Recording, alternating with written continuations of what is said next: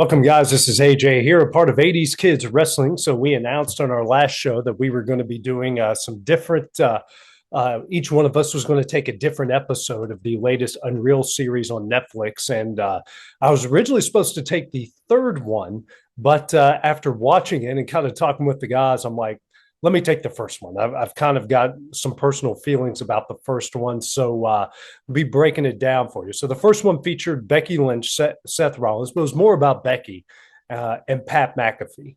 So, it kind of starts off with Seth and, kind of going through Seth's journey. And then it gets into, his relationship with Becky, how people kind of find out about that relationship with Becky.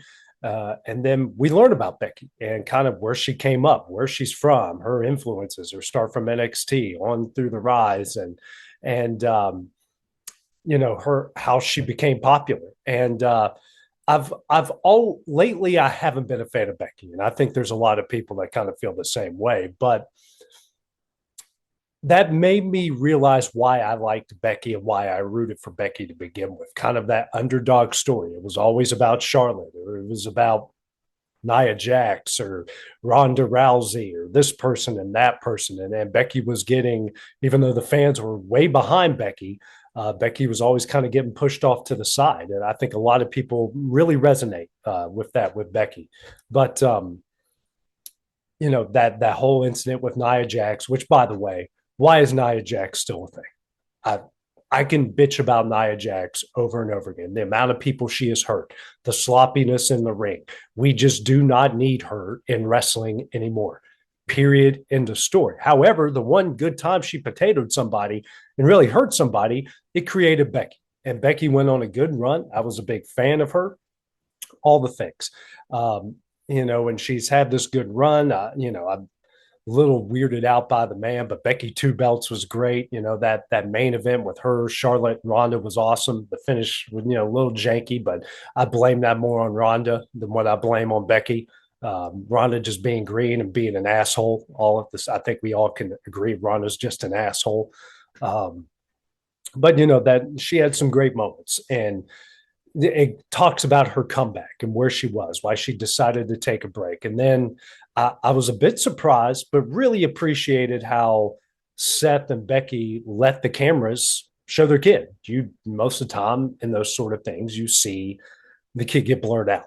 And Rebecca, and Seth, well, not Colby, I guess you could say his government name that they constantly use, showed the kid. And it, as someone who's around their age, with young kids and myself, around that age, it hit me in the feels because I know exactly where they're coming from, how hard it is to leave to go to work every day, how hard it is to see those tears. Just the other day, I'm leaving to go to a game, and my daughter starts crying, and she's walking to the door. She's just learned to walk, just straight tears in her eyes and that face, and it just breaks my heart. And today, dropping my son off at daycare, and he was holding on to my leg and did not want me to go, and he did not want to go to daycare. He wanted to hang out all day with me. I get that it hit me right in the feels. I literally watched that episode with my daughter, my 1-year-old little girl. So I really resonated with that, and I appreciate that. And uh, I came away as personally really understanding and liking Becky and Seth. I think the genuineness they have for each other. They're always in gorilla when the other one's out on the stage or the other one's out on the ring, and they really root for each other. They work with each other. I can really appreciate that, and I have gained a, a, a better interest level, a better appreciation for them because of that. When we critique what they do in the ring, it's never personal. In fact, 80% of that is creative and has nothing to do with them, has to do with creative. And also, they've been heels the past year or so. So, we're supposed to not like them, right? But seeing this has really gained a better appreciation, just like the first season did. I really appreciated Chelsea Green. I really appreciated Rhea Ripley. Getting to know all of kind of the behind the scenes of who they are and what makes them tick. it makes me want to watch and it makes me want to root for him. And I'm going to say I'm kind of in a way rooting for Becky. Um, Personally, I want her and Seth to succeed. I want them to make a lot of money. I want their kids to be happy. I want them to thrive in everything that they do. And then it got into the creative of her coming back at WrestleMania. And it was good to see, kind of like her nerves. Will they boo me? Because they were booing me on the way out. Will they boo me? Will they like me? And obviously, even though we all knew she was coming back, the fans popped for her. I kind of popped for her when she came back. Remember watching that match with the guys on my show about a year ago, and it was pretty special. And it was special to see Seth be there and really supporting her every step along the way. I thought that was great. I thought that was special. Um, the creative part of it, I that the match was fine. The match was great. Well, not necessarily great. It was fine. They put on a good match. They won the titles. I hated how they flipped it the next night, and then Becky turns heel the exact next night. There was zero. Watching it, I remember going, man, that's stupid. Why can't you let this breathe out? Let them have this partnership, this love fest, and do little teases that Becky's going to turn here and there. And they just flipped immediately. Like, I know that they had a bit of a history in NXT, but frankly, I'm one of the many people that do not watch NXT. It's the minor leagues. We have a lot of local minor league baseball teams around me. I go to those games. I do not keep up with them. I keep up with my Major League Baseball team or my hockey team, but I do not keep up with the minor leagues. It's like, okay, when they get to so and so and they get here, I'll pay attention. But for the most part, I'm just going to go to a game and enjoy myself. I'm not there to study your every single move and understand every story or know what your record is or if you're competing for a championship. It's not exactly what the minor leagues are about, and we're not going to act like that's what they're about. Same with NXT, same with TNA and AAA and all of these places. But was not a fan of that the next night. But I will say, seeing Becky and her nervousness at WrestleMania, and then immediately when Triple H comes to talk to her, her focus is on Lyra. So that makes me believe that she is really focused and she really wants to get over the young talent to make sure that WWE is better on her way out, which she alluded pretty much she was going to be on her way out soon at some point. I don't think it's super soon, but probably within the next few years because she probably wants more kids and wants to build that family and just doesn't want to be away. And I completely understand that. But I just think, and I'll get into it after Pat, when I talk about Pat, I just think that there was a lot of creative missteps in 2025.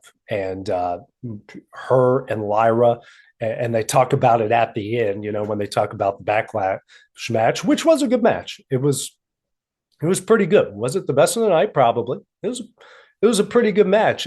But you hear her talking about, I want to build to the future and do this. And Triple H comes out and, we're all about long-term booking because that's where the money is. I'm like, dude, did you not watch 2025? You sure as hell didn't do any of that shit because right now you buried Lyra later on down the road. What they don't realize is the majority of the people that are going to watch Unreal watch the product all of last year. You're going to realize exactly what you said. You were full of shit, and you're 100% full of shit to think that you have this great plan for Lyra because right now she's buried. You buried her at SummerSlam, and she's buried right now. So don't act like, oh, she's the future of the company. Well, then fucking act like it. Fucking book her to be the fucking face of your company. You sure now not doing that shit right now. She's with Bailey, and they're buried. They're both buried. You've done a disservice to both of them. And in a way, you've done a disservice to Becky at the same time.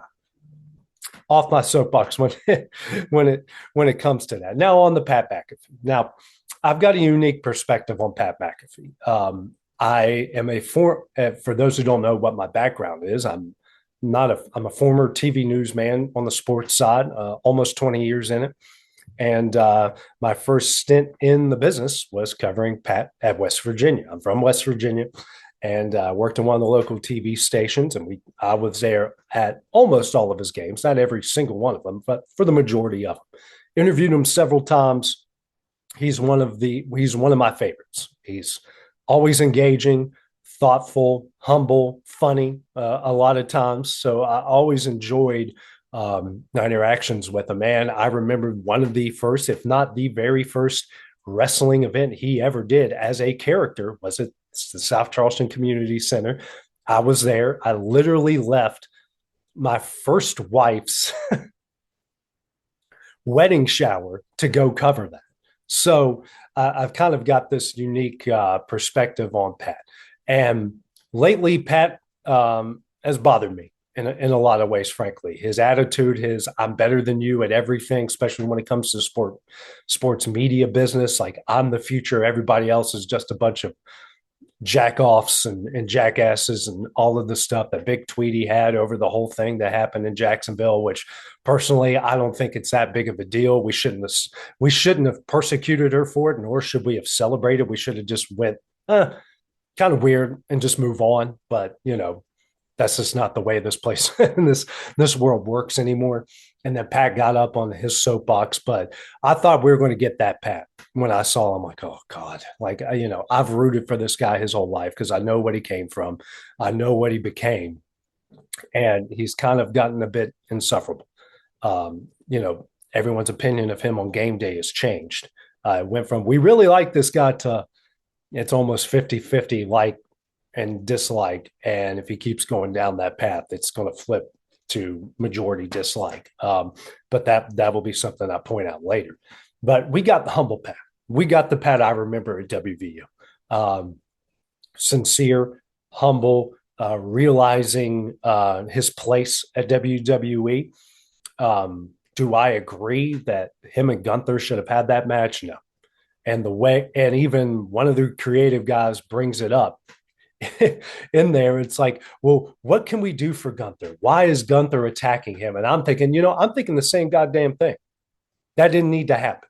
Just did not need to happen. It was a pointless, worthless match. It has never been revisited. Nothing. It did nothing for Gunther. It did nothing for Pat. It was nothing. Period. End of story. It was a throwaway match on a throwaway PLE. Just was what it was. But anyways, we kind of get into Pat's background, which it wasn't the full background, but they gave you a 35-second background on Pat. And that part was good. But the interviews, you saw Pat really humble and really like the guy that a lot of people fell in love with. The guy like me who started listening and watching his shows early on. Like, you're like, hey, I'm not the smartest guy in the room, but here's my opinion. And it comes at it from a very humble perspective. We haven't had that Pat for about 2 years now, but we got that Pat in this documentary, and watching him work with everyone around him and watch him interact with the camera guys. And the best Pat is when he's talking and it's an interview. It's a conversation, not an interview. And I've had multiple ones like that with Pat, where it wasn't an interview. It was a conversation with the camera. And Pat was great, I thought, in this. And he really came from a really humble perspective because he even kind of brings it up like, I'm green here. I'm not an expert here.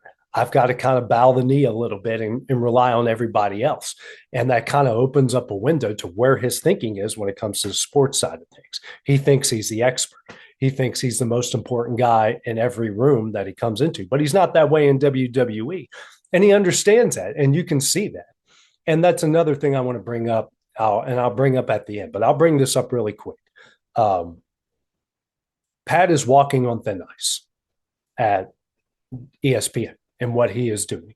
I have this really bad gut feeling about Pat that he is going to cross a line there because he's already burned his bridge at Barstool. He's burned his bridge with FanDuel Sports and a couple other networks that he used to be on. He's burned his bridges there, and he cannot go back to them. And he's going to do something at ESPN. Probably, I would predict later than sooner, but I hope it's not sooner than later. And frankly, I hope it doesn't happen at all. But Pat's going to do something, and he's going to cross a line, and it's going to ruin everything he's built. Because you see the way he is acting, and you see the way he's acting on social media, the way he is treating the higher ups at ESPN. He is going to get to a point where that is unacceptable. And not only will he lose ESPN, who, by the way, is partnering with WWE, which means he'll lose WWE, but he'll lose all of his ad sales. That, yeah, the numbers on YouTube are great. His numbers on TV suck, and they've gotten worse day in and day out. But he is going to lose all those ad sales, which the majority of media companies, their money comes from ad sales. Are views important? Yes. But are the ad sales are the most important thing that you have. And for right now, they've kind of let him do whatever. But it's going to get to a point where he says something or does something that it's not good anymore. And they're going to cut him off. And he's going to lose that gig at WWE. Why is he so good at WWE and why I really enjoy WWE? Because he comes at it from a humble nature. He comes at it from a genuine nature. And Pat is really good at matching the vibe of the people around him. If you come to Pat with a humble attitude, Pat will match it, which is why when the higher ups at ESPN come to him and say, you can't do this, you can't do that, blah, blah, blah, Pat matches that with a, you can't tell me what to do. So, Pat had some issues pretty much everywhere he went. In the media landscape and a little bit in the football landscape. He was a little bit more subservient, actually way more subservient in the football landscape, which is why he survived and why coaches and players and front office people love him, and journalists like me love him because he was always fun and he was always interactive, and I thought 100% genuine and honest. And we have not gotten that Pat in the last 2 years, but it was great to see it, and Unreal.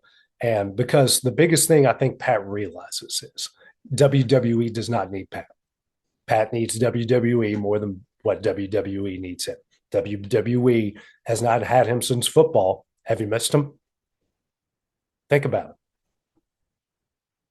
I always enjoy him when he's on there. I think he brings a lot when he does. But do you miss him? Do you notice? Here's the reality of everything. And ESPN doesn't need him either. They don't. ESPN makes its money off games. ESPN doesn't make its money off talk shows. Why? Because the majority, you look at their numbers, majority of people love watching their games. They don't love watching their talk shows. And Pat's part of their talk shows. And once WWE, excuse me, not WWE, I think they already know. Once ESPN realizes that and Pat crosses that line, he's done. It just is what it is. I hate to sound that way, but I've had this really bad feeling in my gut about him after seeing some of the things happen over the last couple of years. So I hope I'm wrong. I really do. I don't want to see anything bad happen to the guy. I respect the guy. I love what he's done. I know what he's come from, and I respect what he's done. I hope none of that happens, but I have a bad feeling it is. And it's going to ruin ESPN. It's going to ruin college football and WWE for him. Why? Because they don't need him. They can survive without him. Game Day can, ESPN can, and WWE can. And if he crosses that line, which I think he will, and I hope he doesn't, he'll ruin all of that for himself. And everybody else will move on like he never existed, because that's just the reality of sports, media, in the world. So that was and the biggest takeaway I got from Pat, from Becky, and Seth.